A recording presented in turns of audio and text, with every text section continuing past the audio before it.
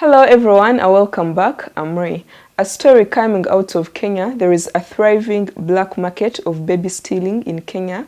Vulnerable women who are usually street women are targeted and their babies are taken away and sold for as little as $400.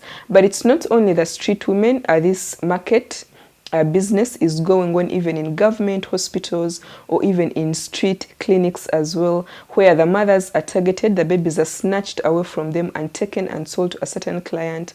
And usually the people who snatch the babies is like a fellow street lady stealing a baby from their fellow street lady and selling it to another client who's going to pay them a certain amount of money. This story first came out with BBC, and it was showing different scenarios in which babies are snatched away from their mothers, and I'm going to play for you some clips later.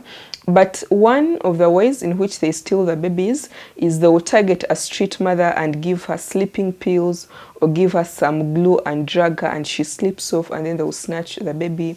Or they'll just, all be fellow street women, start playing with the baby and take the baby away. Or the mother is going to befriend another woman and end up stealing her baby from her. Most of the clients of these babies are women who are barren, who have failed to give birth in their families or in their marriages on the rocks, and they just decide to hire someone to steal for them a baby. And others are people who need these babies for ritual sacrifices, to sacrifice them to other gods maybe. So the current price that is going on, babies can be sold for 50,000 Kenyan shillings if it's a girl and 80,000 Kenyan shillings if the baby is a boy.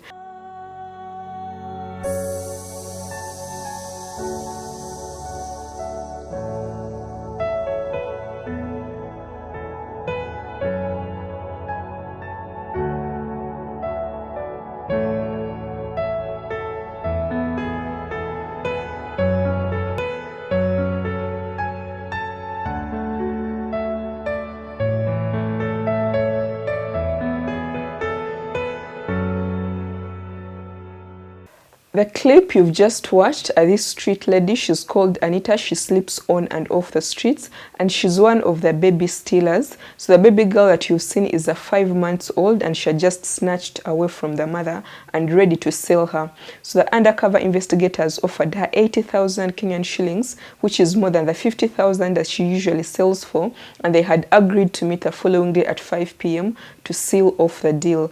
But unfortunately, Anita never showed up and the baby girl was gone. So the police of Kenya has opened a case against her. So there are no reliable statistics with the Kenyan government, or national surveys or reports that talk about, child trafficking or missing babies in Kenya. But there are some organizations, NGOs, one of them is called Missing Child Kenya, and it says that in the last 4 years that it has been operating, it has so far registered 600 cases of missing babies. You can imagine 600 cases. That's a crazy number in 4 years.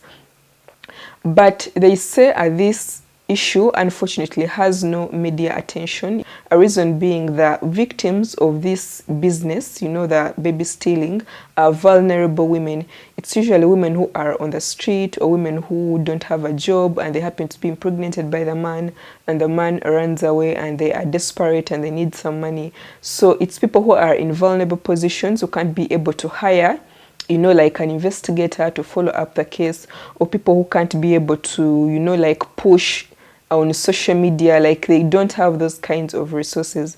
I'm going to play for you another clip of a scenario which took place at a government hospital, and a social worker working within the hospital was also trying to sell a baby to these undercover investigators.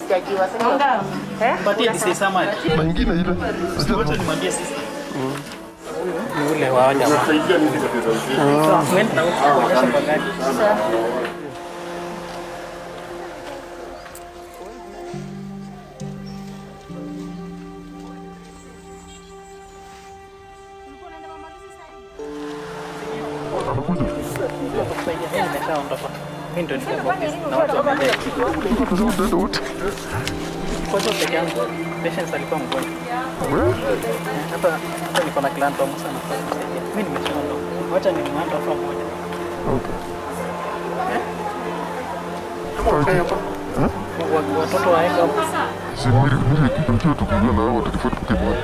Wanazotaka kunifuata kwa njia kichi. Watazijibu kwa kunajua vitu hivyo. Kuna kazi yao. Tukiongea sana. The clip you've just watched took place at a government hospital. The social worker is called Fred Laparana, and he offered to sell these clients, who are the undercover investigators, a baby that is meant to be taken to a children's babies home, where, you know, babies can be taken care of until a foster parent maybe is ready to legally take them up. So this social worker explains that, you know what, I'm going to sell to you a baby, but let's take the route that is less risky. He offers to charge them 300,000 Kenyan shillings for this baby. So the transaction goes on normally. They were supposed to transfer 3 babies to a children's home, but when they got in the car, the deal is that only 2 of them are going to arrive at the children's home, or at the baby's home, and then 1 is going to be sold off and taken by these, you know, clients who want a baby. So it's crazy what these people are willing to do for money. I'm going to play for you another clip of a lady who runs a clinic in a certain area called Kayole that is near Nairobi in Kenya. She is a nurse and she's also into the same business.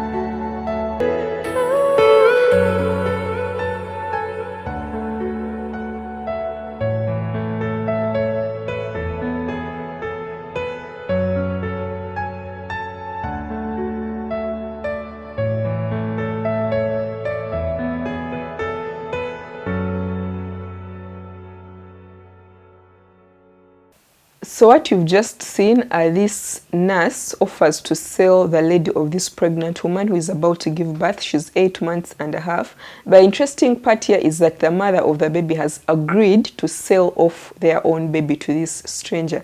So the nurse says, you know, she's 8.5 months pregnant, she's about to give birth, and she offers to sell the baby at 45,000 Kenyan shillings, you know, to these buyers that want the baby. So when interviewed further, the mother of the baby revealed that, you know, she was broke, she didn't have money, she wanted to get away with the baby. When she got pregnant, the man abandoned her, you know, and she also lost her job. She was working at a construction site, so she felt like, I don't have means of taking care of this child.